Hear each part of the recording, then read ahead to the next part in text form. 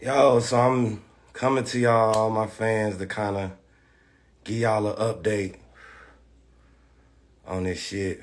Um, I kind of just wanted to come to y'all as an artist, you know what I mean? Because y'all are my supporters and, people who fuck with my music and shit like that. But I have a big question. I have a real thought that I kind of want to get across and kind of like tell my story. So I've been contemplating retiring from rap as a hip hop artist. Um, it's just been kind of like I've been doing this shit my whole life, damn near. It's been like, a rough journey as far as like, being from Atlanta, having a different style, you know what I'm saying? Having different things that I want to do is not coinciding or, you know, uh, being what a label may want or a manager what may want. A lot of these niggas be like, I'm gonna just keep it a buck. I'm gonna take y'all from the beginning, you know what I'm saying? Me, I'm from Atlanta, Georgia, but also more specifically, I'm from Stone Mountain, right? And I was a young, I was wild as hell as a kid, but I was also super talented. And I got in the music industry real young, at a young age. And my first record deal or my first situation, I was about 16, 17, and I was rapping at my partner crib. We was, rapping and shit, and we ended up meeting a guy by the name of G Music. It was a guy from Detroit, and he was in the music industry a lot. And he was just telling me how great I was. Like, man, you one of the best rappers ever. Kind of what, people tell me today and shit like that. But it kind of got to a point where, bruh took a liking to me.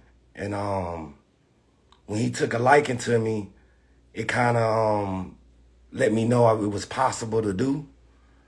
Uh, you know, I tried to like, work my way in with him. He had me on the phone rapping with Royce the 5'9". I mean, not Royce the 5'9", I just seen his name, but he had me, rapping for Eric Sermon, and, I rapped for Lil Jon, and, different shit early on in like 2003, 2004 type vibe. So I had got my first fucking management deal, you know what I'm saying? And I'm excited as fuck. You know what I'm saying? I'm coming home. You know what I'm saying? I'm coming back to my partners like, yo. Now my partners rapped at this time too, but being young, we don't know how we gonna get in the music industry. We don't know what the fuck we gonna do. We just saying, shit, we gonna motherfucking rap. You know what I mean? So at this time I met this guy, and he just took a liking to me, specifically myself. And the nigga just, was working with me. He was taking me to the studio. So I come home to kind of tell my buddies. And, at that time in my life, I was around a lot of street niggas. And, I was around some vicious gangsters that was damn near 10, 20 years my senior. So, I might be about 16, 17. These guys was like 33, 35. Some of them pushing 40 at the time. Might have been 40. And, so I come home to tell my OGs and everybody like, yo, I just got this deal. And one of my OGs come out the motherfucking crib and just steal on me. So motherfucker, I hit my head on the motherfucking car and just fell out. And this nigga just stomped me out, right? And I'm like, damn, by the time I wake up, I'm just fucked up. Like, lip bleeding, I can't see out of one eye. And I'm like, God damn, what the fuck just happened? And it's like, nigga, you can't sign to nobody. Nigga, you sign to us, nigga. So, it was deep for me because, I had to go, when I went home to my people's crib, my old man, he was like a Golden Gloves boxer and shit. And he knew about fighting and shit. He'd been fighting all his life. And, he seen my face. So when he seen my face, he's like, what happened to you? And I'm like, man, these niggas done stole on me. You know, we was at the store, they stole on me and whoop, whoop, whoop, whoop, whoop. And I'm trying to tell my old man anything to kind of throw him off because I know he mad. Because my whole fucking face, left side of my face swollen, eye closed, it just looked crazy, right? But my old man had flipped my hands over to see my knuckles. And I ain't had like no scratches on my knuckles now. Usually, you know, back in the day when you growing up, niggas my age, I was whooping niggas my age. Like, you know what I'm saying? I was whooping niggas my age. But, you know, this nigga was a 33. This nigga was a whole motherfucking, you know what I mean? I can't even tell you what he was. That's how cold and crazy and deep this shit was, right? So when that shit happened to me, it kind of like put in perspective, like, damn, like, the music industry, this is what this shit come with? So fast forward, like, you know what I'm saying? We go fucking get my deal with, you know, I ain't gonna say they forced me to be in the group, but I wanted to be a rapper, so we kind of made a group, you know what I mean? Because at the end of the day, we was all like somewhat in the street, you know what I'm saying? And, you know, ass whooping is ass whooping. It was just like normal for, you know, I guess street niggas, you know what I'm saying? But I knew I ain't want my old man to go around there to kind of like revenge me or something. Cause I knew these niggas were playing with guns and playing with real, you know what I'm saying, nigga gonna get a nigga, knock a nigga off and get out of town kind of vibe. So I'm like, I can't put my old man in that, right? So I'll never forget, like, you know, people was kind of like upset about it. Like a lot of my friends, a lot of my music peers and shit, and the Nation of Islam was about to get involved, and I was like, hi, I remember, you know, shout out to Jagged Edge and Kyle from Jagged Edge, but, you know what I'm saying, he was upset. It was just like all my people was upset that, you know, usually, you know, I didn't know in my mind at that time, I was young, like, that if I got a deal, everybody had to get a deal with me. You know what I'm saying? So, long story short, we end up, you know what I'm saying, moving forward, and, you know, we end up getting a deal with like Noon and Jazzy Faye. They had Show Enough and shit. And the reason why I'm telling y'all this story is because, you know, I've been through so much in rap, bro. Like, fuck the streets. The streets always came with rap. But in rap, it was just like, niggas just always didn't like me succeeding. You know what I'm saying? And, you know what I'm saying? It was just fucked up. Like, I was just going through a lot of, like, threats. Niggas was trying to extort me. Niggas was, you know, it was just a rough time for me. So I kind of, like, got into, you know, met Jazzy and them. And they started taking us to do, you know, little performances for L.A. Reid's and, you know, different labels. I performed for Clyde Davis. I performed for, you know what I mean, every record label you could take. Every record label offered us a deal. But, you know, real talk, a lot of the motherfuckers wanted to just sign me. You know what I'm saying? And it was my guys, but it was just like, you know, we was still in the street, and these folks was offering me $250,000 my motherfucking self as a solo artist. But I end up ultimately having to take that 250 and split it with my 4 of the group members plus, you know, management and other people that was involved. So I only came out with like, I think it was like 30,000, 20,000, 30,000 or something, right? So moral of the story is like, you know, I end up going through all that shit just to get, you know, told that I couldn't get the money that I thought I was deserving because I was really doing all the work. I was, no disrespect to none of the other guys, but I'm in that bitch night and day. Like, I'm not taking showers. I'm not, you know what I mean? I used to sell my little work, right? It got to a point where I wouldn't sell nothing under an ounce. I wasn't selling nothing under an ounce because I couldn't leave the studio for nothing under an ounce. So I would let other niggas catch plays and shit that, you know what I'm saying, that I ain't want to catch because I just was infatuated with doing music and making my music grow and doing my shit. So then, you know what I'm saying, I end up, like I said, we get with Noonie, and then, you know, the streets come back in it. You know what I mean? They is like, you know, Noon and Jazzy kind of found out that the niggas we was with, or I was with, wasn't to be played with. And they was like, man, this shit getting too deep, man. We gonna go and just step back from it. So they stepped back from it, and I'm like, damn. So now I'm trying to find my way. So I end up meeting another brother on my journey named Boo Theom or Tiam or whatever y'all want to. It's Akon brother, right? So he ended up giving me an opportunity. He ended up giving me like 70 grand. And I end up having to take that 70 grand and give it to the crew and the street crew of niggas that I was a part of. You know what I'm saying? So when I gave them that 70 grand, that started me out with zero. You know what I'm saying? So at that point, I'm motherfucking like, okay, let me try to figure out what this gonna be. Now, I get with Boo and them niggas, man, and it was cool, but the whole time they wanted to make me do trap music. Because, Jeezy was popping at the time. That's who they was working with a lot, and they was cool with him. But I wasn't a street nigga like that. I was just in the streets. I was never like, yo, I want to be a street nigga, you know what I mean? Boo, boo, boo, boo. I was just in the street.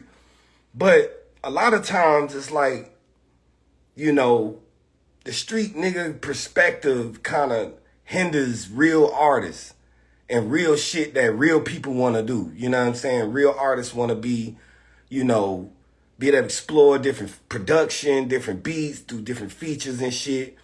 And this nigga was kind of like, wasn't fucking with me because he felt like, nigga, you ain't doing no street shit. Nigga, I thought you was from the street. Nigga, I am from the street. The fuck do you mean you thought I was from the street? It just felt like, nigga, what you trying to do? Send me back? Nigga, you know what type of gangsters niggas I grew up around, nigga? I'm not finna be trying to go back to where the fuck I just came from, nigga. I'm not enjoying myself out here doing shit. Nigga, I'm trying to motherfucking progress. I'm trying to be a musician.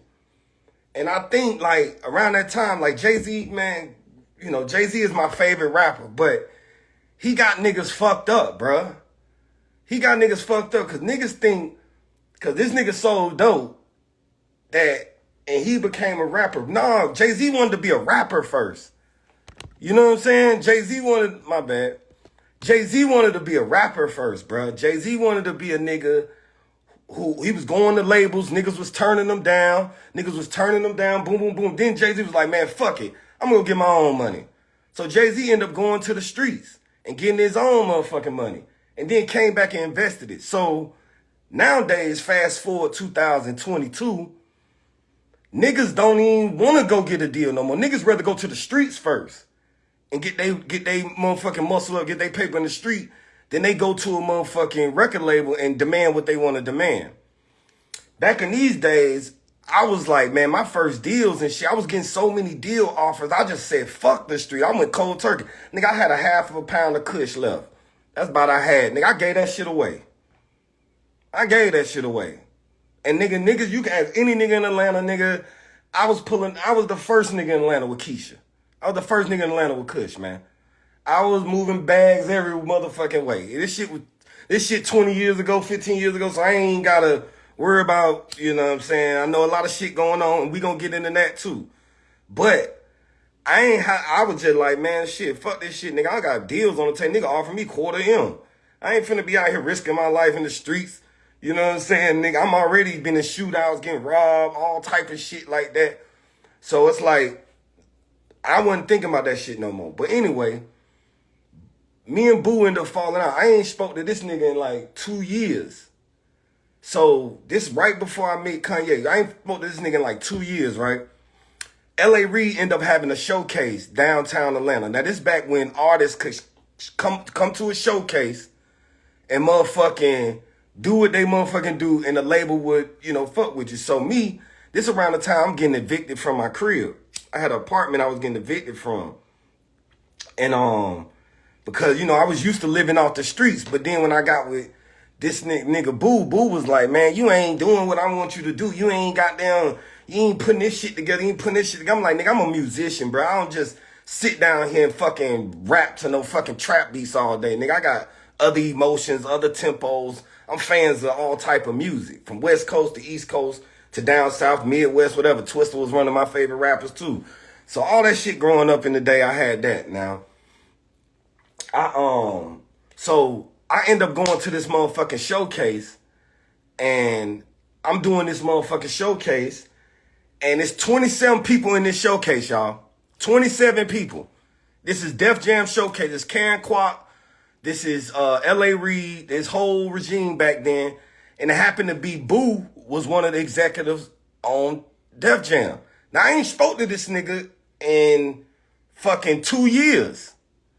So I show up I had a song called I Don't Want to Go Outside, right?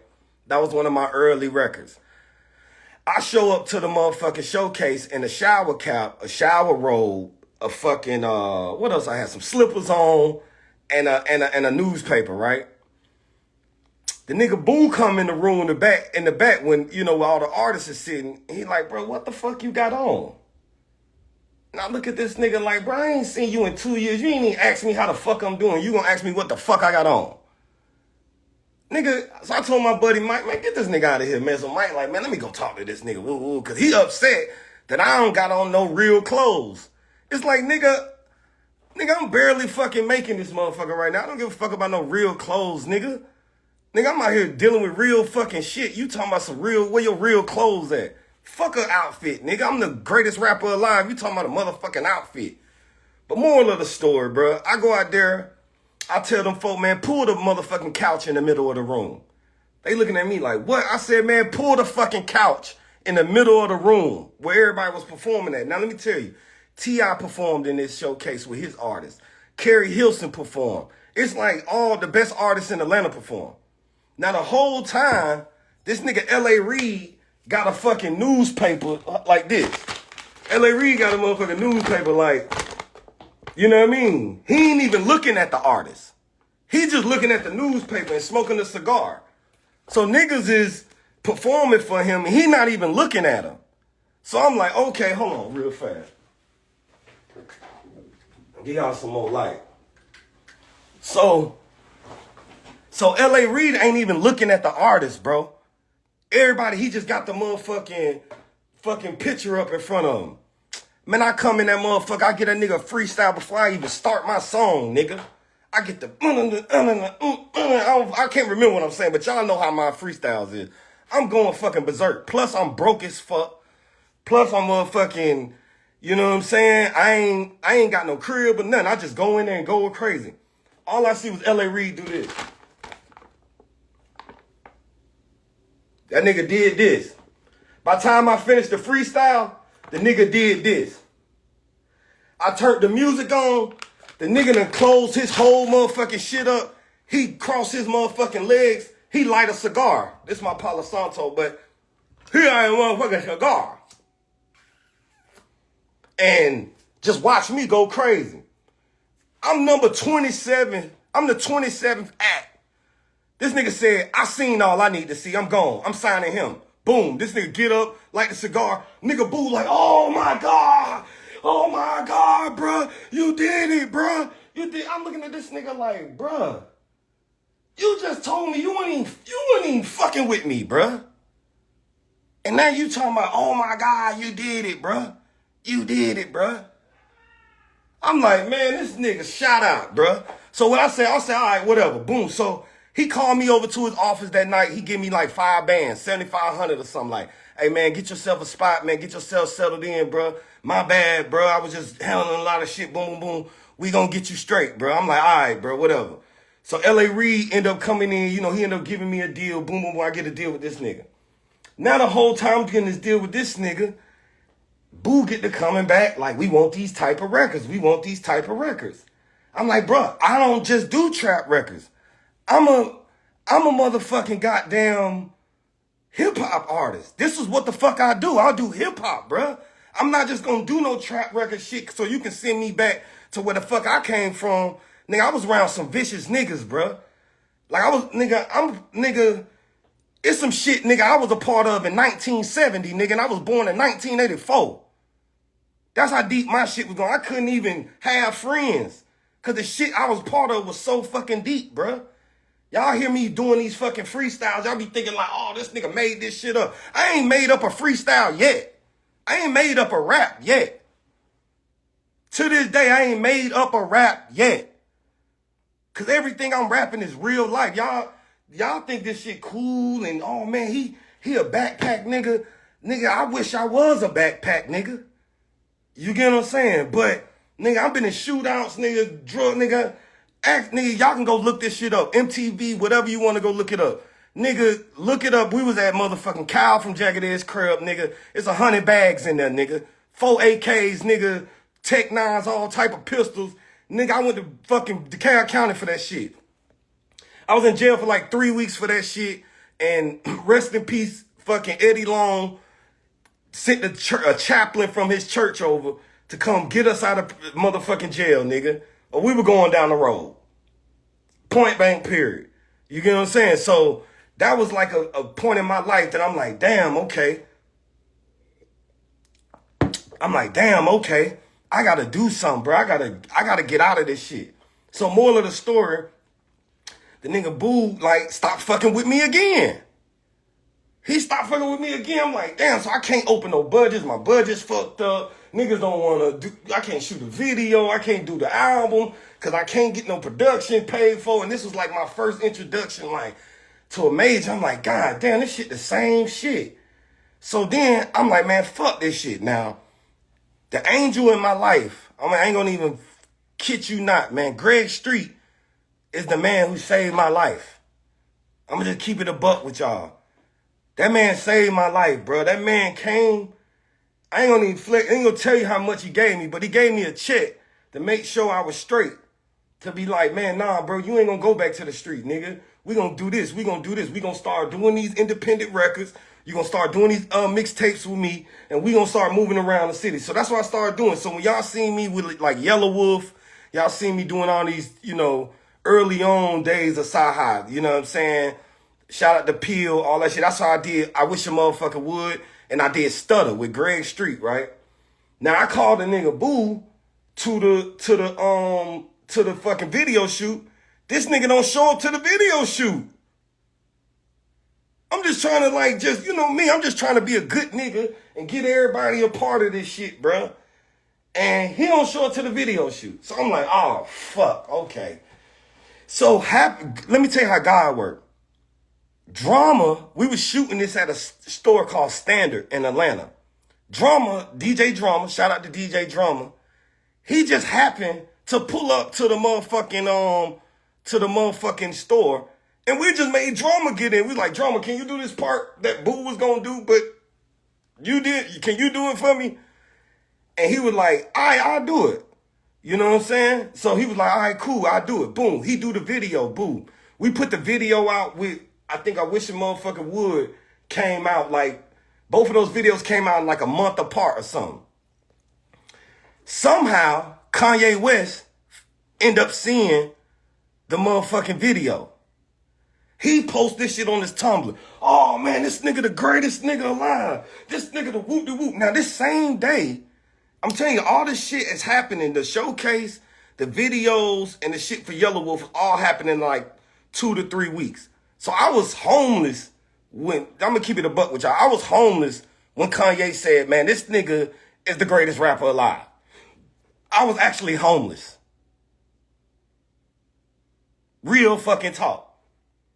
Actually real deal homeless, right? I'm staying with bitches. I'm sleeping on bitches' couches. I'm sleeping in the cars. I'm sleeping in niggas' traps. I used to sleep in the trap and wouldn't sell nothing. I would just sleep there because I just knew different trap niggas that would let me sleep in their trap. You get what I'm saying? So I'm motherfucking doing this, boom, boom, boom. So I'm actually one day, I'm clearing out my, I think I was at my crib. I think I'm packing like all my clothes to go somewhere else. And I open my phone and I look at my phone and it's just going, this when Twitter first came out. Twitter, it started going crazy. Kanye West said, this is the greatest rapper alive. Kanye, I'm like, God damn, Kanye West. Then all of a sudden, my phone just get the motherfucking ringing. Ring, ring, ring. I'm like, who is this? This is Vibe magazine. I'm like, hold on, somebody else calling. Boom. This is Double XL. Boom. This is Rolling Stone. Boom. This is Complex. I'm like, who the fuck is all these people? They like, have you heard what Kanye West said about you? Have you heard what Kanye West said? I'm like, I don't know Kanye. Y'all got the wrong motherfucker. I hung up on Vibe. Vibe called me back. Like, nah, nigga, we need an interview, nigga. This man said you the greatest thing since sliced bread. I'm like, oh, shit, this shit real. Greg Street called me like, nigga, I told you.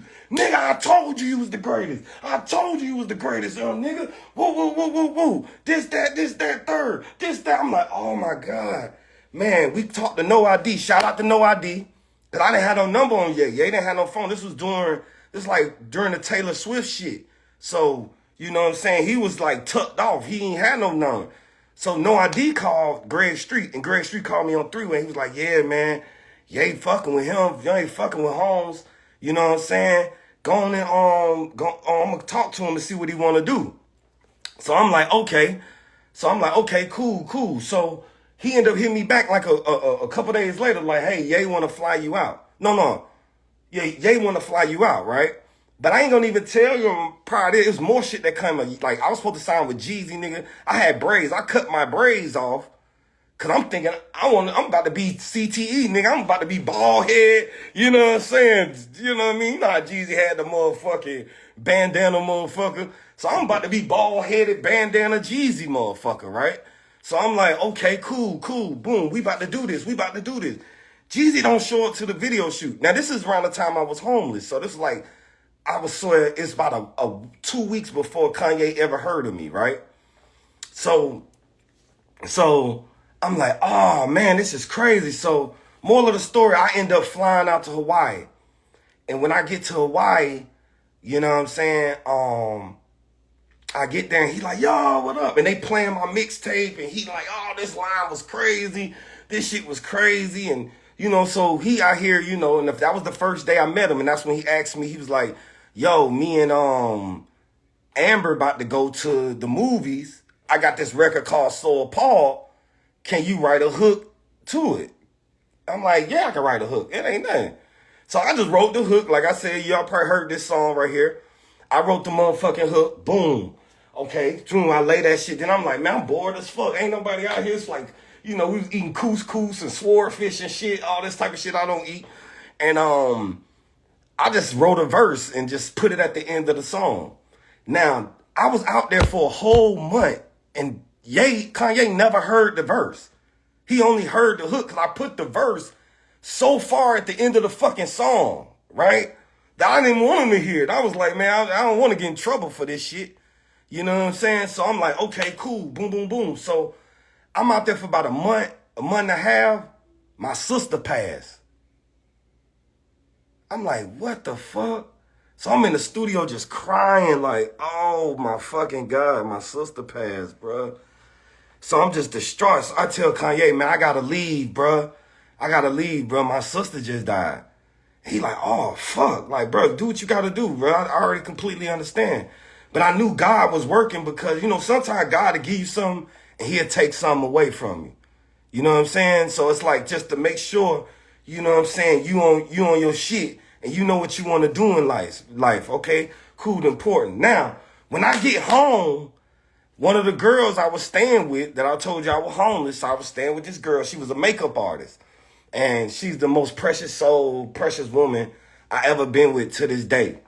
But I come back home, I find out she pregnant. I'm like, oh, fuck. So I'm like, damn, she pregnant. This is when my sister, so I got to bury my sister. Then on that same time, feeling like, okay, this chick pregnant. I'm like, oh shit, what the fuck am I doing? Mind you, I ain't signed to Kanye or nothing yet. I ain't signed no deal. I ain't did nothing. I'm just, you know what I'm saying? I just met this nigga. I can't ask this nigga for a check yet. I ain't that type of nigga.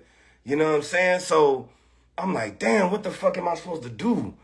I'm like, oh shit. So the chick had just joined this thing. I don't know if you guys, if you ever been in film, it's this thing called The Union. You know what I'm saying? And the thing is about the union is when you in the union, they kind of like put you on different movie sets and shit. Like at first she was independent and now she in the union. You know what I'm saying? So I'm like, oh shit, okay. So she don't want to have a baby. I'm like, damn. Now, I'm going to keep it a buck. At this time, I was just an inspiring artist, bro. I ain't had no money, so she probably thinking, you know what I'm saying? She probably thinking like, bro, you ain't gonna be shit, bro. I'm gonna keep it a buck. She probably like, nigga, you ain't gonna be shit, nigga. So she was like, I'm gonna go on and take care of this. it's like we only, it was like the first, she only like 2 weeks or something, a week or two, or something like that. So I'm like, okay, cool. So we pray in the house. You know, Lord, you know, I know this is not of you, whoop-de-whoop. You know what I'm saying? All these things we ask in precious son, Jesus' name. Amen. I'm a praying man, so I do pray. So we prayed about it. And when I walk out the door, a Hawaii number is calling my phone. I'm like, okay, what the fuck? What's going on? It's a Hawaii number calling my phone. I don't know who the fuck. I'm thinking it's the weed man from Hawaii.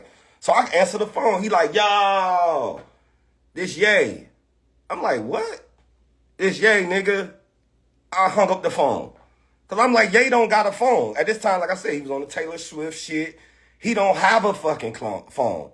You know what I'm saying? So I'm like, okay, he don't got a phone. Fuck it. All right, so the number called me back again. I answer the phone like, yo, bro, quit playing on the phone. He like, nah, nigga, this Ye. Kanye, nigga. I'm like, oh, what up, bro? I didn't know you had a phone, nigga. Like, my bad. He like, bro, I'm in here with Jay-Z and Beyonce, bro. We heard your verse, bro. They going crazy, bro. They told me I gotta keep you on here, bro. I gotta keep you on here, bro. I'm like, what? He like, yeah, man, Jay-Z is my favorite rapper. And I knew what God was doing. God was saying, my only dream in rap was to do a song with Jay-Z. I'ma just keep it a buck with y'all. I didn't really give a fuck about nothing else. I just wanted to do a song with Jay-Z.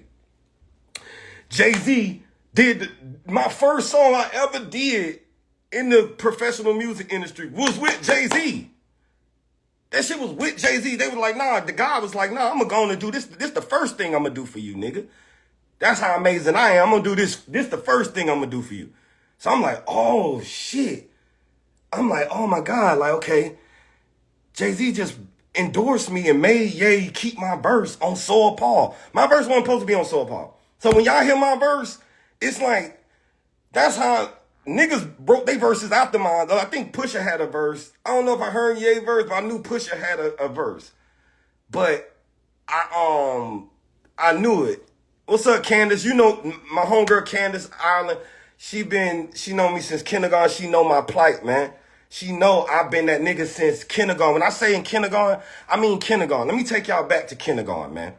When we used to have field day at my school, every kid in the school would shake the motherfucking gate for me. Every time we did a talent show, they would chant my name. I knew I was going to be a superstar at some point in time in my life. You get what I'm saying? So, all right, cool. We go back to the thing. So now I just left a funeral. I'm headed to an abortion clinic. On the way to the abortion clinic, Kanye calls me and tell me, nigga, you gonna be on the album. This how God working. Oh, it's just like so much shit coming out of young nigga, right? So I'm like, okay, cool. Boom, boom, boom, boom, boom. So my shawty go through with the motherfucking whoop-de-whoop. She come out crying. I'm hugging her. But while she in there, I'm talking this Greg Street. Like, Street, we did this, Street. We did this, Street. Like, Greg Street is the most pivotal nigga in my life. So it was so crazy. Like, that shit happened to me. So fast forward, you know, I'm getting in the music industry. And this is when I first meet, you know, the guys. So they fly me to, you know, New York. I end up meeting Kobe Bryant. I met Alicia Keys. That was the first time I met Nicki Minaj. I met Mos Def. I'm just in here. This is cruel summer. I mean, this is Good Friday shit. So when y'all hearing all this Good Friday shit, this is around that time. So I'm doing my thing. I'm writing for other people in there. I'm, you know, doing my thing. And Ye got me freestyling for everybody in there. Now, Big Sean. Okay, let me give y'all a Big Sean story. So Big Sean, my guy, but sometimes it just be rocky. It be family business, and I already understand the shit be rocky, bro. But I'm just telling my truth now. I can't hold my truth no motherfucking more. You know what I'm saying? I'm freestyling the double XL motherfucking the double XL photo shoot we had. Remember the cross on the motherfucking double XL photos? I mean, on the cover? Yes, that photo shoot. You can act. They got it on tape. Y'all can ask double XL about this. Ye like, man, rap for double XL, bro. I get the going. They, oh my God, this nigga the greatest. This nigga the greatest. I ain't gonna even front. I just know, yeah, Big Sean kind of competitive, but he ain't like that. He ain't like it. That nigga jumped off the table and cut my verse off and just started rapping. I'm looking at this. I never heard of this nigga before. I'm like, who is this nigga? They like, oh man, that's Big Sean. He going off too. He like, nigga, woo, woo, woo, woo, woo. Man, I go back in on Sean. He go back again. I go back in on that nigga and I go back in on that nigga and I go back in on the nigga. Again. You can't out-rap me either, bro. So anyway, we end up going to like motherfucking all these radio stations. That's when y'all see the Funk Flex freestyle. Y'all see us on Funk Flex. And I let Sean go first. He got his shit off. And then the God came. And I wasn't even prepared for that. It's like, I don't even know niggas freestyle on the radio yet. But when God come in the room, he comes through a nigga, especially like me. So I get to going crazy. Y'all can go look it up. I'm a young nigga on motherfucking on the radio on Funk Flex, and I'm going fucking crazy. You get what I'm saying? But you know what I'm saying? I think one thing with me and Sean cool, but it's like, you know, I don't want to say this, but I gotta say it. I helped him with some records, right? And the nigga, instead of me, I always would turn down what I really supposed to get far as percentage-wise on these songs. My bad. I would really turn down what I supposed to get percentage-wise on these songs for swaps. If y'all don't know what a swap is you know, when you do something for a nigga, instead of a nigga paying you, he'll swap you a verse or swap you a song. Man, I've been trying to get that swap for 20 years, bro. I'm just keep it a buck with y'all. I can't get a swap from none of these niggas. You too, I love you, Trav, but you too, bro. You too, bro. You know, y'all know what I did for Trav. Keep it all the way honest, I had a large amount of Sicko mode. You know what I'm saying? I had a large amount of Sicko mode, right? So they called me, his people called me like, man, the sample taking up this. We got this many samples on it. We got this. Can you just take this significant cut? I think it was like a 10% cut. Now, Sicko mode is diamond, y'all. Imagine losing 10% of Sicko mode. Imagine it. Imagine losing 10% of Sicko mode, bro. This is the diamond record. This is the biggest record in like the past whatever years. You know what I'm saying? So I'm trying to do the swap. He gave me a swap for it. He like, man, if you take this percentage, I'll give you a swap and I'll give you a record. Whatever. You think I'm gonna get that record? Nigga, I've been calling. I know he going through his shit, but man, I'm calling and all this other shit. Niggas don't want to answer the phone. Niggas don't want to give me my swap. I'm like, okay, cool, boom, right? All right, cool, fuck it. I'll get it one day. You know what I'm saying? Fast forward, bro. So, you know, we back into our shit. We doing our shit. Boom, boom, boom, boom, boom. I end up doing Sicko mode. The shit go crazy. Now, I don't know that Drake is getting on Sicko mode, y'all. This is just, you know, me. I helped him do the record. It was just Sway Lee and it was just Sway Lee and fucking Trav on the record. Drake jumps on the record. When Drake jump on the record, I'm like, oh, this shit out of here. So we boom, number one record, boom, number one record in the country. Now, before this, let me go back a little bit. I worked on Black Skinheads. I worked on what is it? It was Black Skinheads and another God. I'm a God or something, like one of them records, right? I wrote because I could never sign with Kanye West, y'all. I could never sign because I was always signed to Boo. And Boo would not let me sign to Kanye West, right? So I had to become a writer. I'm not a writer. The only reason I became a writer is because I had to make some kind of money or I was going back to the street. So Ye was like, hey, man, till we figure this shit out, let me, help me come rap. So I wrote Sicko, not Sicko Mo, I wrote Black Skinhead and another record. I helped on those records, right? We end up getting $1 million deal for Wolf of Wall Street. No, for Motorola. And we got like a $500,000 deal for Wolf of Wall Street around that time. Boo comes out the blue and claims that he owned my publishing. This nigga, Universal hits my, cause this publishing company about to give me like $500,000, right? They about to give me something stupid for these records. This nigga comes and send a cease and desist from Universal, right? To take 50% of what I wrote. He telling these folks he owned my publishing. Now, it's $1 million on the table. It's $1.5 million on the table. I could stop the whole thing and make everybody that's trying to get this $1 million, I could stop everybody's shit, or I could just let bruh come in and get a piece of this whatever song. So I just said, man, fuck it, bruh. I can't hold it up. I ain't got no money. I can't hold it up. Man, let this nigga get this shit. But I knew I didn't want to let him get this shit. But everybody was advising me, man, just go on and do it, bruh. Just go on and do it, bro. We can't miss this Motorola deal. We can't miss this Wolf of Wall Street deal, bro. Yada, yada, yada, yada. All this sucker ass shit. Yada, yada, yada. I'm like, man, this nigga on some lame ass shit, bruh. This nigga he was just a thorn in my side, right? So I end up giving it to him, right? Boom. I didn't give it to him. He took it, really. He just sent Universal. So during this time, I'm trying to, like, after that, I end up trying to get my percentages back and shit, right? All these lawyers I'm hiring, they can't get my percentages back from Universal. They can't get my percentages back from Universal. Can't nobody get my percentages back, right? So I'm like, okay, cool. Can't nobody get my percentages back. Man, I go online and Google, what's the phone number to Universal Publishing? I motherfucking call Universal Publishing for 5 days straight, bro.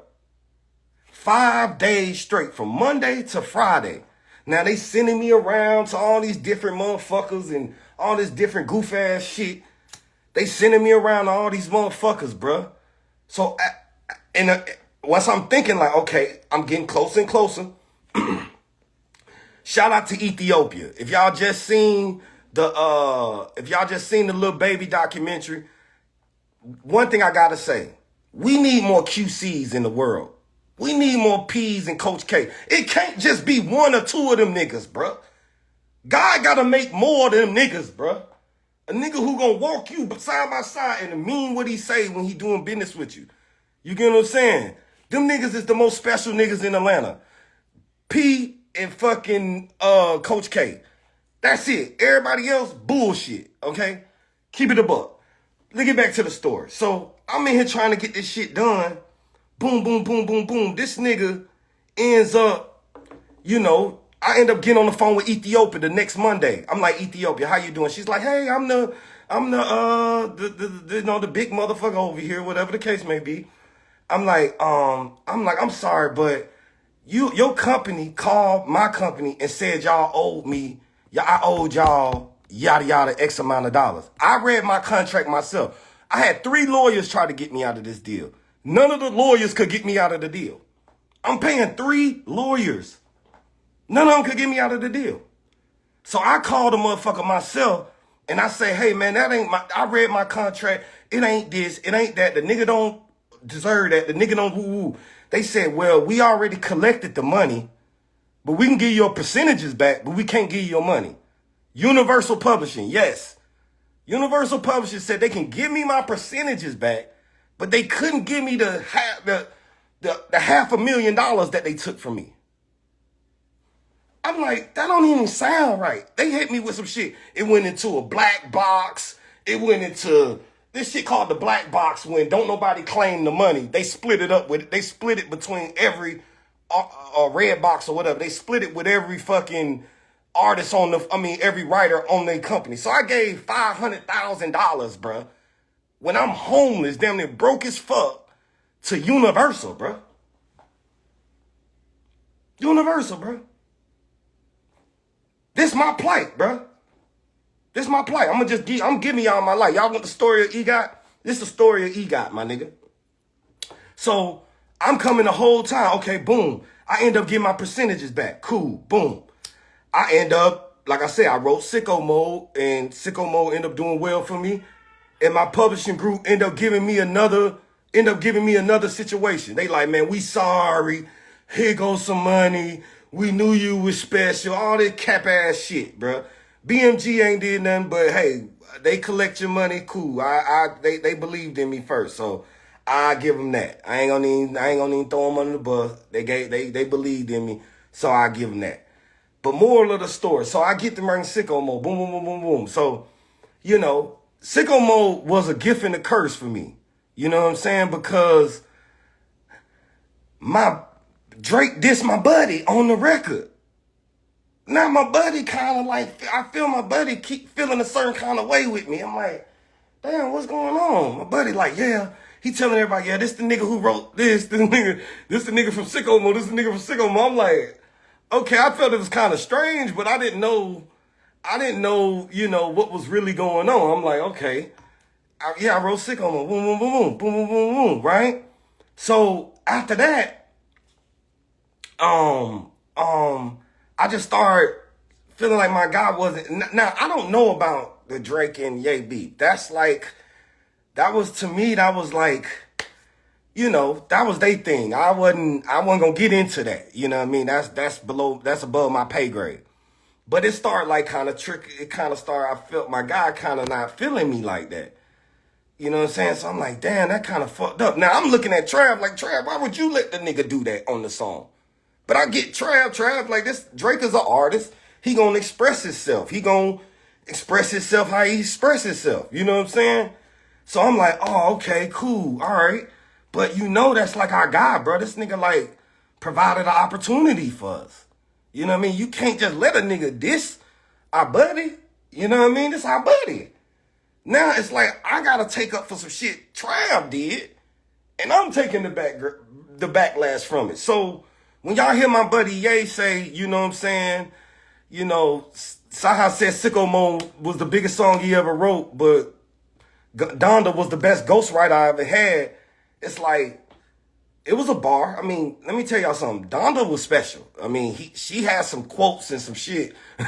Recipe's mama, but Donda was special. I'm not gonna, you know what I'm saying? I'm gonna get over that. But it was like, I was trying to, when we was working on Donda, you know, Ye is so special. He can sing, he can rap, he can just do so many type of different records that he can kind of like, you know, do a whole singing album. So at some point in time, he wanted to do a whole singing album. And I was hearing like Junior Watanabe. I was hearing Hurricane. I was hearing Off the Grid. I was hearing, you know, those records. Like, damn, these motherfuckers hard. You can't leave these off, motherfucker. Like, and everybody like, yeah, but he doing this and he doing that. I'm like, bruh, no disrespect.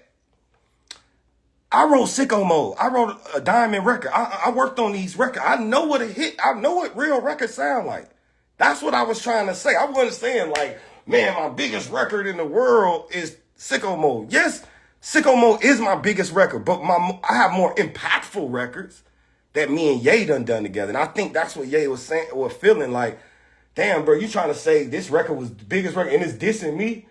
I'm like, nah, I'm just saying monetary wise that was, but to me, I had more impactful cultural records with Ye.